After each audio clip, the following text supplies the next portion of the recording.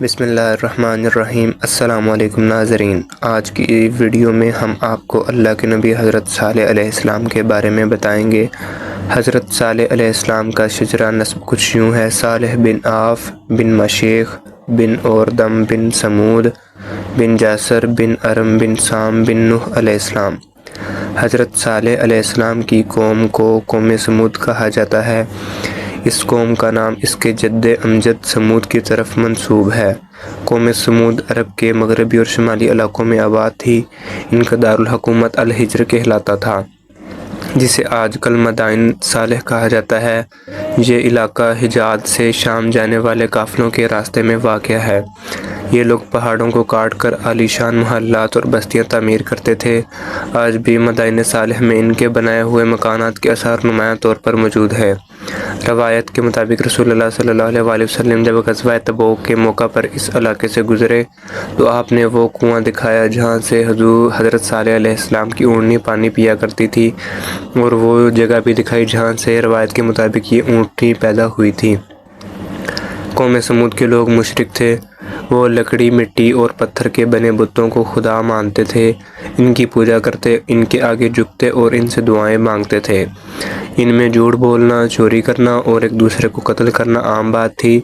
ان کے دلوں میں نہ خدا کا ڈر تھا نہ اس کا خیال۔ ایسے ماحول میں حضرت صالح علیہ السلام واحد بزرگ اور نیک انسان تھے جو اللہ پر ایمان رکھتے، برائی سے نفرت کرتے اور لوگوں کو نیکی کی تلقین کرتے۔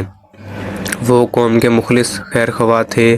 ان کی باتوں پر اچھے لوگ بھی بھروسہ کرتے اور برے لوگ بھی ان کی نیکی کے قائل تھے۔ حضرت صالح علیہ السلام اکثر اپنی قوم سے کہتے: آپس میں لڑائی جھگڑا نہ کرو، ایک دوسرے کو دھوکہ نہ دو، جھوٹ نہ بولو۔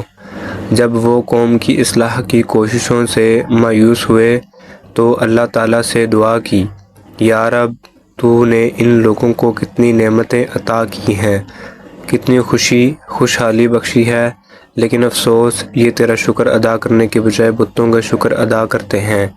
اللہ تعالیٰ نے حضرت صالح علیہ السلام کو اپنا نبی بنا کر ان کی قوم کی طرف بھیجا۔ شروع میں حضرت صالح علیہ السلام نے گھبراہٹ محسوس کی، اتنی بڑی ذمہ داری کیسے نبھائیں گے، لیکن پھر اللہ پر توکل کیا اور خوشی سے اس مشن کو قبول کیا۔ انہوں نے پہلے اپنے گھر والوں کو بتایا کہ اللہ نے مجھے نبی بنایا ہے، پھر وہ اپنی قوم کے لوگوں کے پاس گئے اور فرمایا: اے میری قوم، اللہ ہی ہمارا پیدا کرنے والا ہے، وہی ہمیں رزق دیتا ہے، صحت دیتا ہے، نعمتیں عطا کرتا ہے۔ تمہیں صرف اسی کی عبادت کرنی چاہیے اور صرف اسی کے آگے جھکنا چاہیے۔ انہوں نے لوگوں کو شیطان کے دھوکے سے خبردار کیا اور کہا: یہ بے جان بت تمہاری کسی کام کے نہیں، انہیں تم خود بناتے ہو، یہ تمہیں کچھ نہیں دے سکتے۔ قوم نے حضرت صالح علیہ السلام کی باتیں سنی مگر ماننے کی بجائے مذاق اڑانے لگے۔ انہوں نے کہا: ہمیں تو لگا تم سمجھدار انسان ہو، مگر تم تو دیوانے لگتے ہو۔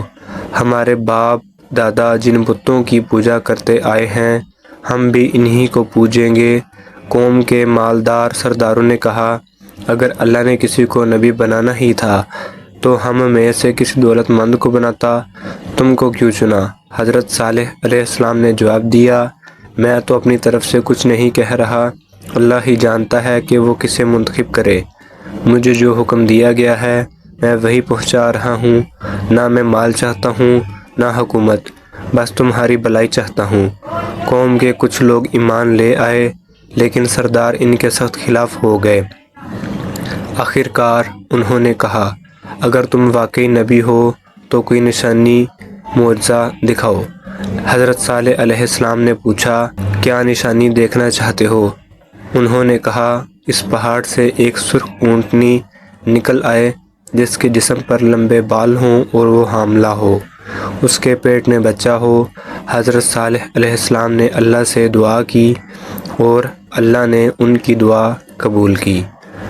پہاڑ پھٹ گیا اور اس میں سے بالکل ویسی اونٹنی نکل آئی جیسی ان لوگوں نے مانگی تھی۔ پھر انہوں نے مطالبہ کیا کہ اونٹنی کا بچہ بھی ابھی پیدا ہو جائے۔ یہ دعا بھی قبول ہوئی اور بچہ پیدا ہوا۔ قوم کے 70 لوگ ایمان لے آئے، پھر ان کو دیکھ کر اور بھی لوگ ایمان لائے۔ یہ منظر دیکھ کر قوم کے سردار پریشان ہو گئے۔ انہوں نے سازش کی اور اونٹنی کو مارنے کا منصوبہ بنایا۔ انہوں نے نوجوانوں کو لالچ دے کر کہا، اگر تم اونٹنی کو قتل کر دو تو ہم تمہیں خوب دولت دیں گے۔ روایت کے مطابق ان نوجوانوں کے سرکنا کا نام قدار تھا۔ ویڈیو کیسی لگی؟ لائک، شیئر اور کمنٹ کر کے ضرور بتائیے گا، اور مزید ویڈیوز کے لیے ہمارے چینل کو سبسکرائب کریں۔ شکریہ۔